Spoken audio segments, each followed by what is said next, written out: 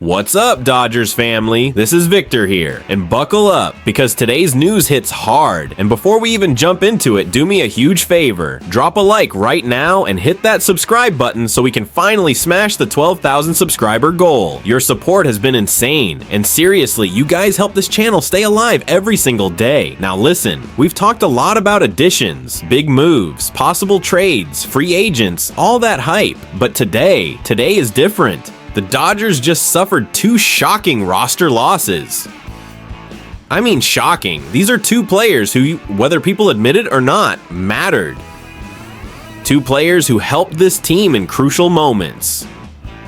Two guys whose absence is absolutely going to be felt as the Dodgers try to lock in that historic third straight championship, something no team has done in the modern era. I'm telling you right now, these departures hit deeper than most fans realize. And I know you're wondering who I'm talking about. We're getting to that. Let's break everything down. What happened, why it happened, what it means, and how this changes the Dodgers' plans for 2026. Stay locked in. All right, let's get to the facts about these shocking Dodgers losses, while also watching MLB analysts go completely crazy over Ohtani's second consecutive NL MVP season.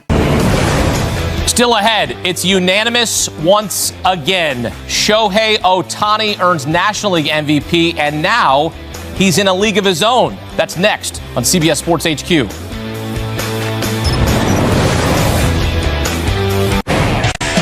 For the second year in a row, Shohei Ohtani is the National League MVP. He's now won 3 consecutive MVP awards, all unanimously. In fact, all 4 of his MVPs are unanimous. He joins Barry Bonds as the only players in baseball history to win 4 MVP awards. Bonds won the most, 7 of them. Ohtani is the only player to win the MVP twice in each league, hit 55 home runs, led all of baseball with 89 extra base hits, while also starting 14 games on the mound with a 2.87 ERA. And you take a look at the voting, another clean sweep for Shohei Ohtani. Again, all 4 of his MVP awards are unanimous. Kyle Schwarber nor Juan Soto got any first place votes. Back here with A's broadcaster Dallas Braden, one of only 24 pitchers in MLB history to throw a perfect game. Dallas, good to be back with you here. And look, we're back singing the same tune, right? Shohei Ohtani, MVP for the second year in a row. It was not a surprise. This was really just a formality. Yeah, sweet. What's for lunch, Dream? Yep. That's pretty much how that goes, right? I jokingly said, I don't know that Ohtani could have looked any more disinterested in being on a Zoom call to take in another MVP to the point each and every one of them have been unanimous. It's really not a conversation. And I think I'm still thankful for this. And here's why. Because early on, the question was, well, if Shohei Ohtani is going to hit the way he is, and he's going to perform on the mound the way he is, does that mean he's just going to be the MVP each and every year? That's so unfair. We're not giving anybody else a chance. No.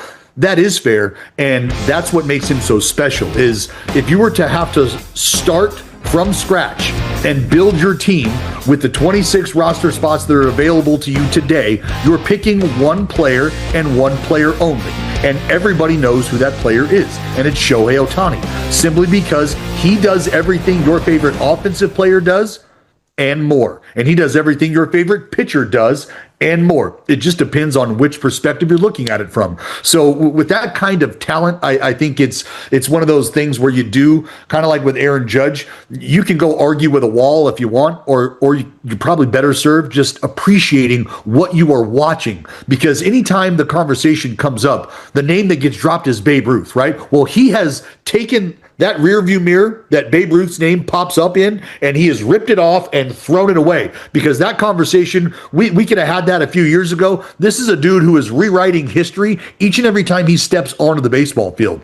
And there's nobody else that is even close to this kind of class of athlete. He's the greatest baseball talent we have ever seen on a field. He is the most valuable player. He is the most valuable performer in Major League Baseball, not just his team. So I think when you talk about a face of a sport, a face of an entity, and you look at what you're seeing from Shohei Ohtani since he showed up, there's no other name to start the conversation with. It's Shohei Ohtani. Well, you remember in the NLCS, the game that he had to clinch the pennant, 6 scoreless innings, striking out 10, 3 home runs, and then in Game 3 of the World Series, he was on base 9 times in the 18-inning epic that they ultimately won. And look, now he has 2 World Series titles in his first 2 seasons with the Dodgers, and what he has accomplished, it's already, he could retire and be a first ballot Hall of Famer, and it would be unanimous like his MVPs. Dallas, I'm curious, as a former pitcher yourself who threw a perfect game, what do you appreciate the most about Shohei Ohtani? His ability to bounce back and his ability to compartmentalize performances. We talk a lot about guys who are defenders, position players, who do a good job of separating maybe their lack of production offensively and are still able to go out and make game-saving plays and do a great job of anchoring their team defensively.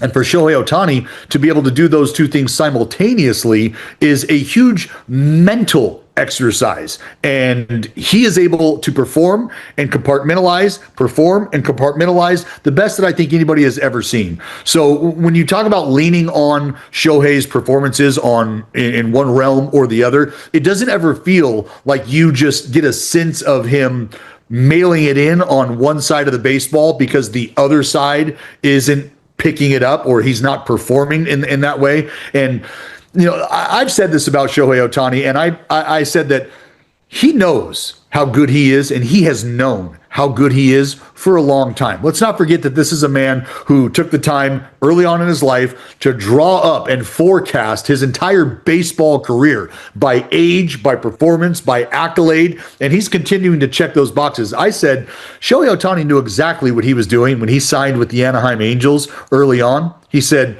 if you believe that Mike Trout is the best that your sport has to offer, I know how I feel about myself. Why don't I just line up and play side by side next to that guy, and we'll let the chips fall where they may, and then you can be the judge after the fact. And here we are talking about 4 unanimous MVPs, Hakeem. 4. It's incredible. Unanimous. It's incredible. 3 straight MVP awards for Shohei Ohtani.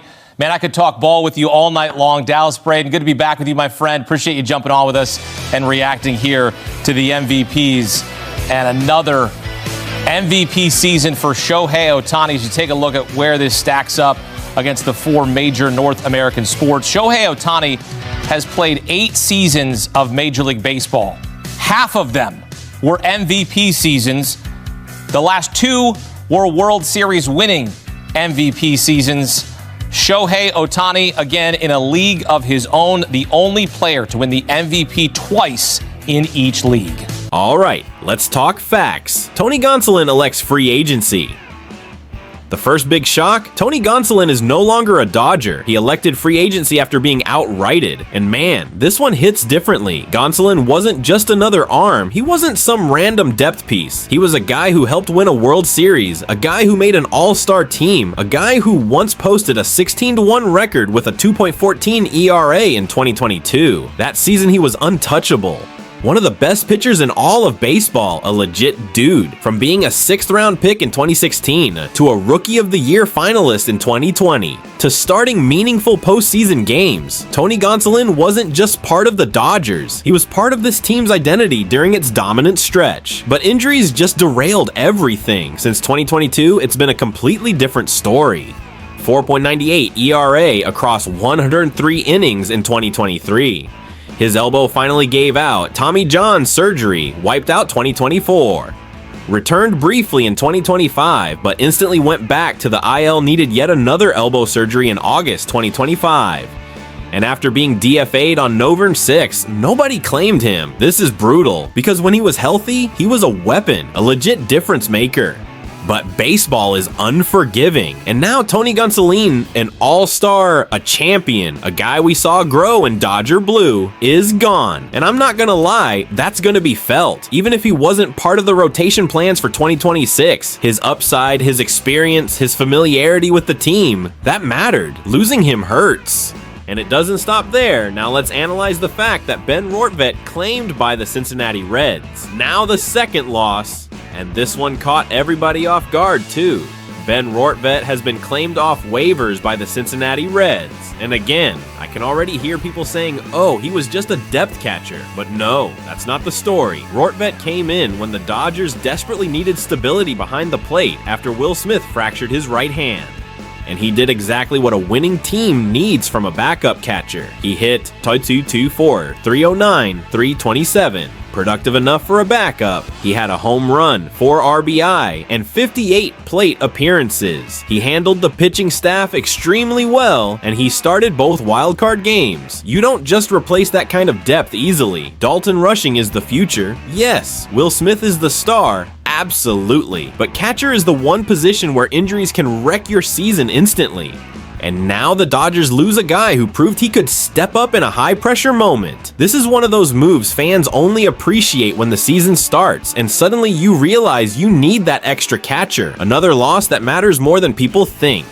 Here's what I think. And Dodgers fans, I want you in the comments for this. This isn't just roster churn. This isn't just the team cleaning house. These are two valuable pieces gone at a moment where depth is everything. You don't go for a three-peat by losing guys who contributed in real, meaningful ways. Gonsolin, when healthy, was top tier. Rortvedt, when called upon, delivered. And the Dodgers are now counting on the rotation staying healthy, the catching depth holding up young arms stepping forward, and no major setbacks hitting the roster early in 2026. These moves open a 40-man spot, yes. They give the front office flexibility, yes. But they also increase the pressure for the Dodgers to make another addition, another pitcher, maybe even another catcher. This front office is all in, and these two losses must be offset. The question now is, will the Dodgers add big pieces to replace what they lost? We're going to find out soon. Dodgers fans, what do you think? Were these the right moves? Will Gonsolin and Rortvedt be missed? Does this hurt the Dodgers' chances at a three-peat? Drop your thoughts in the comments. I always read everything you guys write. And before you go, don't forget to smash that like button and subscribe to help us hit 12,000 subscribers. We are so close, and every single one of you makes this channel stronger. This is Victor, this is latest Los Angeles Dodgers news, and I'll see you in the next one.